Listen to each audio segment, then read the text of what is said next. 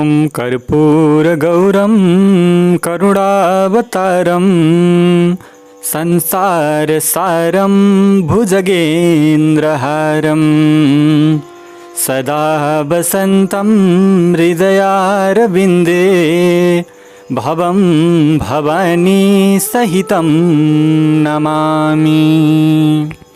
सम्पूर्ण दर्शक तथा श्रोता महानुभावहरू नमस्कार। श्री शिव महापुराण अन्तर्गत आजको यस पावन प्रसङ्गमा हजुरहरूलाई हार्दिक स्वागत छ। दर्शक महानुभावहरू, हामीले शिव महापुराणका दिव्य कथाहरूलाई श्रवण गरिराखेका छौँ। त्यसै श्रृङ्खलामा अब आज शिवजीको अर्को अवतारको कथाको सुरुवात हुन गइराखेको छ। अत्यन्तै भक्तिभावपूर्वक श्रवण गर्नुहोला।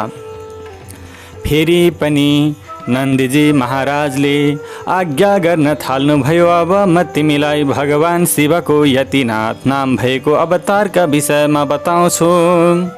अर्बुदाचल नाम गरेको पर्वतको नजिकमा एउटा आहुक नाम भएका सिकारी बस्दथे। उनकी पत्नीलाई सबैले आहुका भनेर बोलाउँथ्यो नि आफ्नो पतिव्रता धर्ममा अडिग थिइन्। ती दुवै पति पत्नी भगवान शिवका परम भक्त भएकाले तिनीहरू सधैँ भगवान शिवको पूजा र आराधनामा लागिरहन्थे। एक दिन ती आहुक आफ्नी पत्नीका लागि भोजन खोज्ने सिलसिलामा जङ्गलमा धेरै धेरै टाढा जाँदा भए। यही समयका साँझमा आहुकको परीक्षण गर्न भगवान शिव सन्यासीको रूप धारण गरेर उनको घरमा आउनुभयो। त्यही समयमा घरका स्वामी आहुक पनि आइपुगे तथा उनले ससम्मान ती सन्यासीको पूजन गर्दा भए। ती आहुकको मनको भाव परीक्षण गर्ने मनसायले सन्यासीले ज्यादै दुखी वचनमा भने, आजको रात मलाई यहाँ बस्न देऊ। बिहान उज्यालो हुने बित्तिकै म यहाँबाट जानेछु, तिम्रो सदा कल्याण हुनेछ। यस्ता ती सन्यासीका वचन सुनिसकेपछि आहुकले भने, तपाईँको कुरा ज्यादै उचित भए पनि मेरो कुरा ध्यानपूर्वक सुन्नुहोस्। मेरो घर ज्यादै सानो भएकाले त्यसमा मैले तपाईँलाई बस्न दिन कसरी सम्भव होला। आहुकका यस प्रकारका कुरा सुनेपछि ती सन्यासी त्यहाँबाट हिँड्न तयार भएको देखेपछि आहुकाले भनिन्, यी सन्यासीलाई आफ्नो घरमा बस्ने ठाउँ देऊ, किनकि आफ्नो घरमा आएका अतिथिलाई निराश बनाएर फर्काउन कति पनि उचित हुँदैन। यी सन्यासी निराश भएर फर्किए भने हाम्रो गृहस्थ धर्मको कुनै अर्थ हुँदैन, व्यवधान उत्पन्न हुन्छ। तिमी सन्यासीसँग आनन्दपूर्वक घरभित्र बस, म ठुला ठुला अस्त्र शस्त्र लिएर बाहिर तैनात हुन्छु। आफ्नी पत्नीका यस प्रकारका कुरा सुनेपछि आहुकले आफ्नो मनमा, मैले स्त्रीलाई घर बाहिर राखेर आफूभित्र बस्न उचित हुँदैन।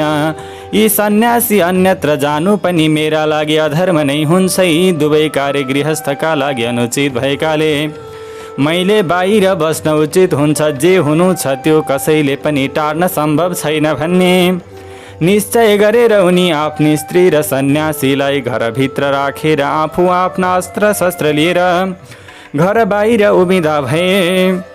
रातको समयमा जङ्गली क्रूर र हिंसक पशुले उनलाई पीडित बनाउन थाले। उनले पनि आफ्नो क्षमता अनुसार तिनीहरूबाट बच्ने प्रयास गरे, तर यसरी प्रयास गर्दा गर्दै आहुक ज्यादै बलवान भए तापनि प्रारब्धबाट अभिप्रेरित भएका हिंसक पशुहरूले उनलाई वध गरे। बिहान उठेर सन्यासीले हेर्दा हिंसक पशुहरूले उनलाई खाएको देखेर उनी ज्यादै चिन्तित भए।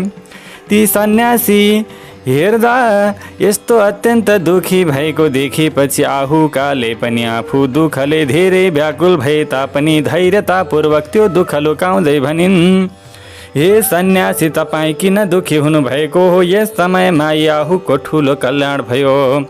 यिनी यस प्रकारको मृत्यु पाएर धन्य र कृतार्थ भए। म चिताको आगोमा जलेर बरु उनीसँगै जान पनि सक्दछु। त्यसै गरी सन्यासी रूपका महादेवले प्राण त्याग गर्ने कुरा उचित होइन भन्दा भन्दै पनि यो जीवनको कुनै मूल्य छैन भन्ने कुरा बुझेर ती आहुकाले प्राण त्याग गर्दछु अथवा म सजिलै योग मार्गका माध्यमबाट म यो पृथ्वीबाट बिदा चाहन्छु भनेर जान लाग्दै गर्दा श्री शिवले भन्नुभयो, म तिमीलाई तिमीले लिन नचाहे तापनि केही वरदान दिन्छु। यो सन्यासी स्वरूप अर्को जन्ममा हंस रूपमा प्रकट हुनेछ र त्यसले तिमीहरूको प्रसन्नतापूर्वक फेरि एक अर्कासँग अत्यन्त सुखको मिलन गराउनेछ। यी आहुक निषद देशको राजधानीमा राजा वीरसेनको उत्तम पुत्रका रूपमा उत्पन्न हुनेछन् भने त्यस समयमा यिनको नाम नल हुनेछ।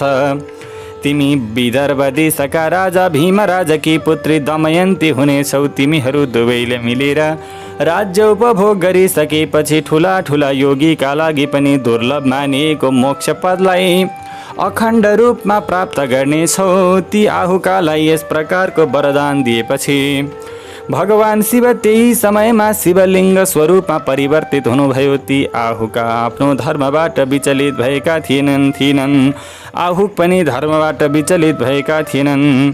यसैले उनैका नामले त्यो लिङ्गलाई अचलेश भनियो। यसपछि दोस्रो जन्ममा ती आहुक निषद देशमा राजा वीरसेनको पुत्र भएर राजा नलका नामले प्रख्यात भए भने आहुका भीमकी पुत्री दमयन्ती भइन् तथा सन्यासीको रूप धारण गर्नुभएका भगवान शिव अंश रूपमा प्रकट हुनुभयो। उहाँले दमयन्तीको नलसँग विवाह गराइदिनुभयो।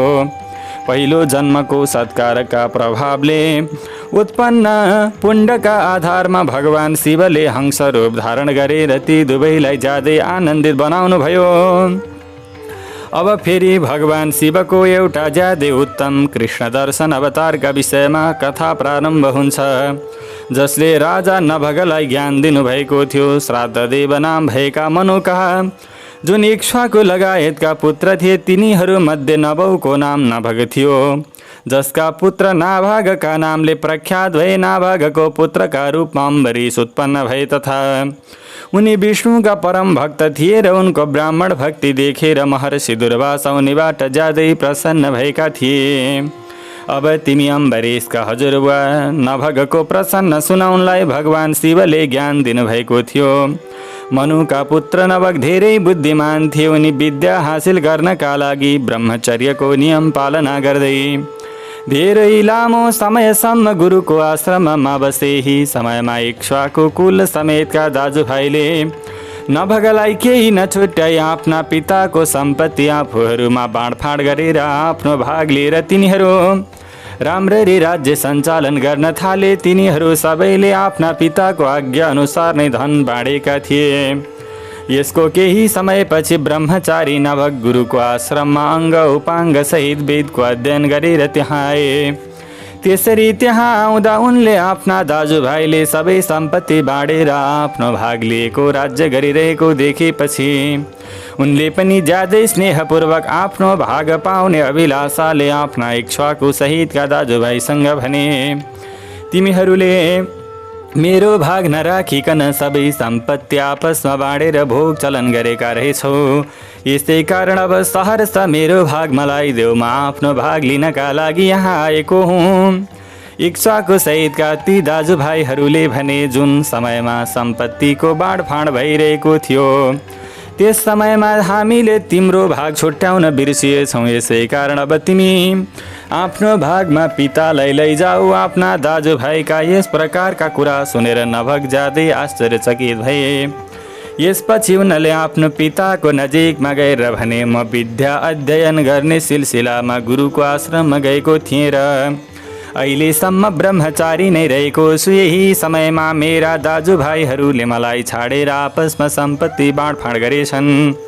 त्यहाँबाट आएपछि मैले आफ्नो भागका बारेमा सोद्धा उनीहरूले तपाईँ मेरो भागमा पर्नु भएको बताए।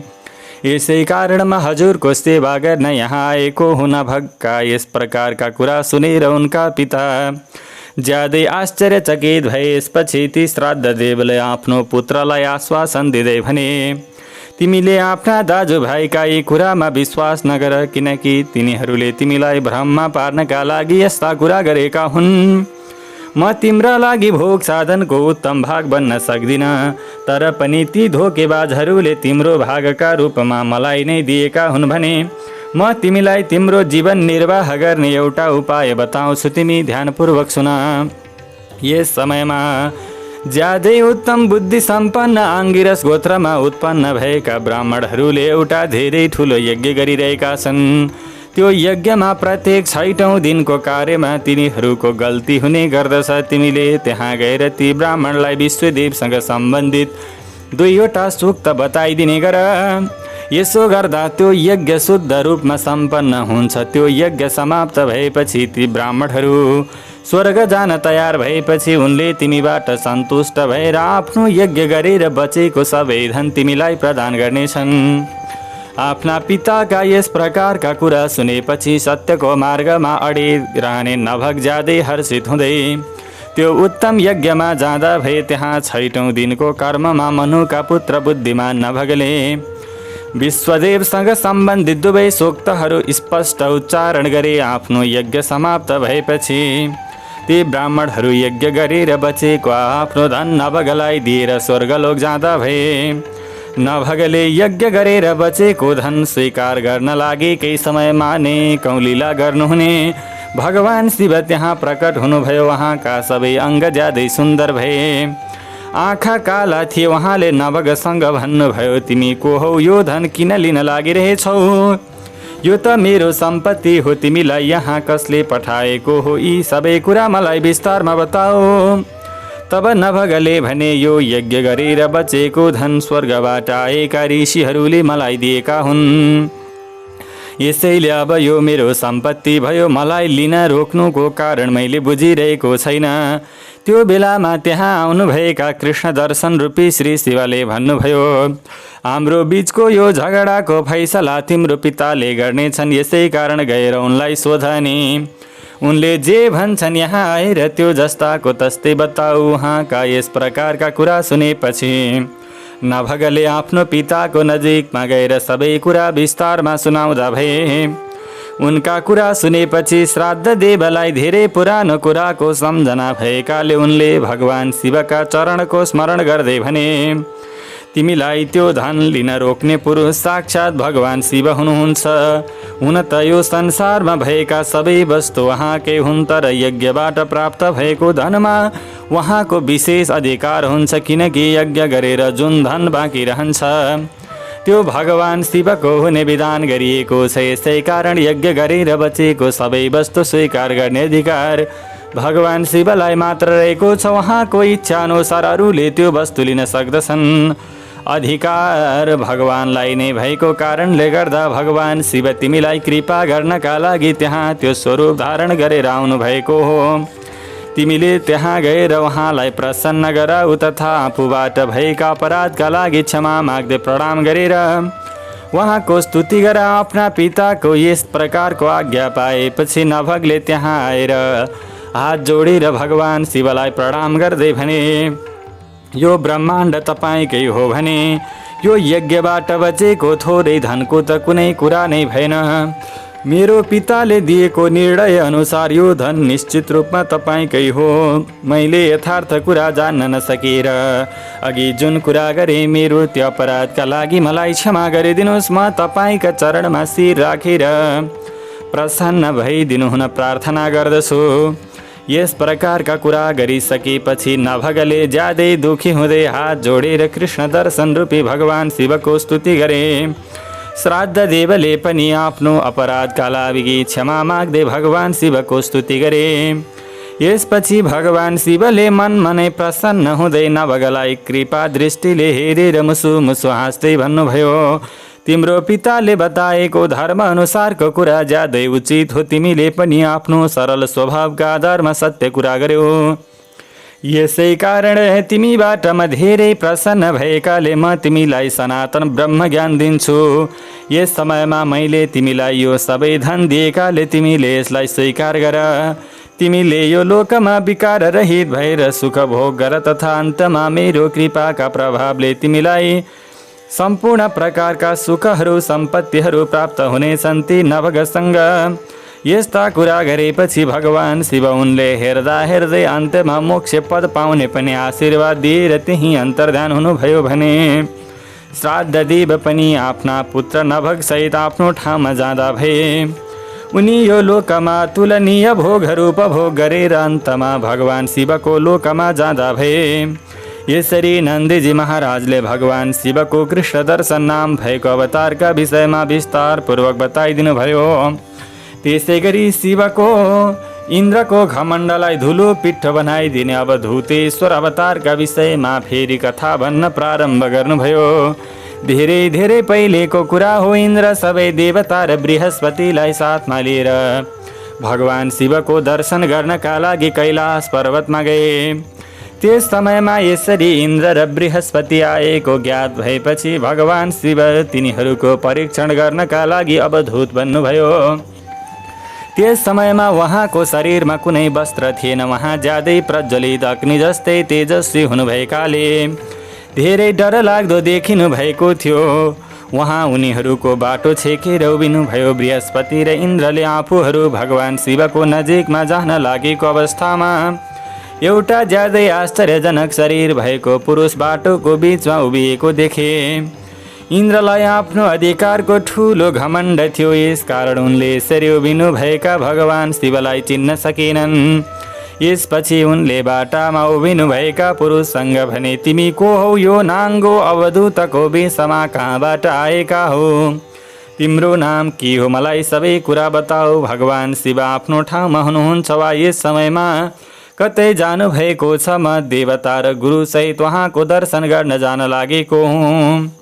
यसरी इन्द्रले पटक पटक सोधे पनि धेरै ख्यालठट्टा गर्नुहुने तथा अहङ्कार नष्ट गरिदिने भगवान शिव केही पनि नबोलिकन चुप्प लाग्नुभयो। त्यसपछि आफ्नो ऐश्वर्यमा धेरै घमण्ड गर्ने इन्द्रले रिसाएर ती जटा धारण गरेका पुरुषलाई गाली गर्दै भने, मैले पटक पटक सोद्धा पनि तिमीले किन मलाई जवाफ नदिएको?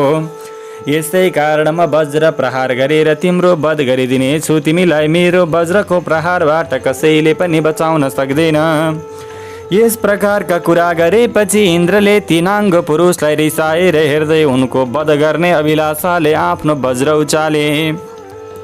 उनले यसरी वज्र उचालेको देखेपछि भगवान शिवले तत्कालै त्यो वज्रलाई स्थिर बनाइदिनु भयो। उनको हात स्थिर भएकाले उनले वज्र प्रहार गर्न सकेनन्। त्यसपछि ती पुरुष तत्कालै इन्द्रलाई जलाउलान्। जस्तै गरी रिसरूपी तेजले प्रज्वलित भए आफ्ना हातहरू स्थिर भएकाले इन्द्र मन्त्रका बलले आफ्नो पराक्रम रोकिएको सर्प जस्तै भए। ती पुरुष आफ्नो तेजले प्रज्वलित भएको देखेपछि बृहस्पतिले अहो वहाँ त भगवान शिव नै हुनुहुन्छ भन्ने निश्चय गरे। यसपछि उनी हात जोडेर प्रणाम गर्दै उहाँको स्तुति गर्न थाले। यसरी स्तुति गरेपछि बृहस्पतिले इन्द्रलाई उहाँका चरणमा लडाइदिएर भने, हे भगवान शिव, इन्द्र तपाईँका चरणमा परेका छन्। तपाईँले यिनको र मेरो उद्धार गरिदिनुहोस्। तपाईँको हामी दुवैलाई क्षमा गरिदिनुहोस्। यी तपाईँको शरणमा परेका इन्द्रको रक्षा गरिदिनुहोस्। तपाईँको निधारबाट निस्किएको आगो यिनलाई जलाउन आइरहेको छ। बृहस्पतिका यस प्रकारका कुरा सुनेपछि अवधूतको रूप धारण गर्नुभएका भगवान शिवले मुसु मुसु हाँस्दै भन्नुभयो, आफ्नो रिसका कारणले आँखाबाट बाहिर निस्किएको अग्निलाई मैले फेरि धारण गर्न सम्भव छैन, किनकि सर्पले एक पटक फेरेको काँचुली फेरि ग्रहण गर्दैन। बृहस्पतिले भने, भक्तहरू सधैँ तपाईँको कृपा पात्र हुन्छन्। तपाईँले आफ्नो भक्त वत्सल नामलाई सिद्ध गर्नका लागि यो ज्यादै डरलाग्दो तेज अन्यत्रै कतै छाडिदिनुहोस्। भगवान शिवले भन्नुभयो, म तिमीबाट प्रसन्न भएको हुनाले तिमीलाई वरदान दिन्छु। इन्द्रलाई जीवन दान दिएका हुनाले आजदेखि तिम्रो एउटा नाम जीव पनि हुनेछ। मेरो निधारबाट निस्किएको आगो देवताहरूले सहन सक्दैनन्। यसै कारण म यसलाई धेरै टाढा फ्याँकिदिन्छु। त्यसपछि यसले इन्द्रलाई पनि पीडित बनाउने छैन। ती बृहस्पतिसँग यस प्रकारका कुरा गरिसकेपछि भगवान शिवले आफ्नो तेजस्वरूपी त्यो ज्यादै आश्चर्यजनक अग्नि हातमा लिएर क्षार समुद्रमा फ्याँकिदिनुभयो।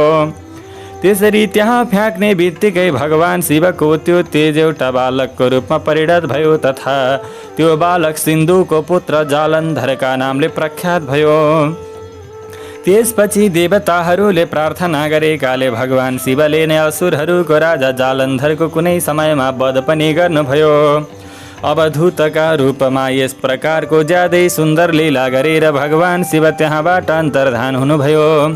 त्यसपछि भयमुक्त भएकाले सबै देवता आनन्दित भए। यसरी नन्दीजी महाराजले भगवान शिवको अवधूतेश्वर नाम भएको अवतारका बारेमा बताइदिनु भयो, जसले यो प्रसङ्गको श्रवण गर्दा मात्रै पनि दुष्टलाई दण्ड दिन्छ र भक्तलाई आनन्दित बनाउँदछ।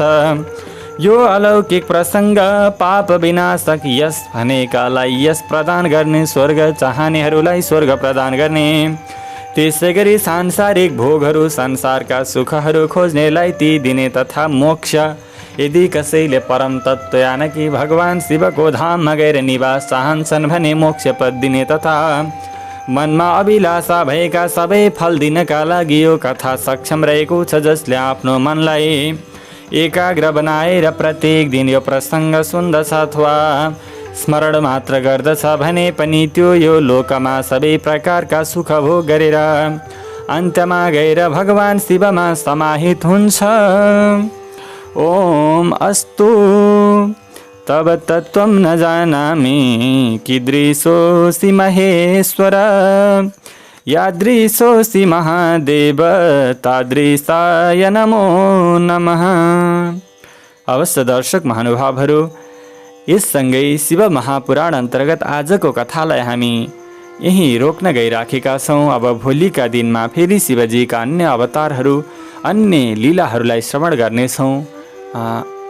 भोलिको श्रृङ्खलामा पुनः भेट हुने बाचा गर्दै आजका लागि बिदा दिनुहोस्। नमस्कार। ओम सर्वे भवन्तु सुखिनः, सर्वे सन्तु निरामया, सर्वे भद्राणि पश्यन्तु, मा कश्चित् दुःखभाग् भवेत्। ओम नमः शिवाय। हर हर महादेव शम्भो।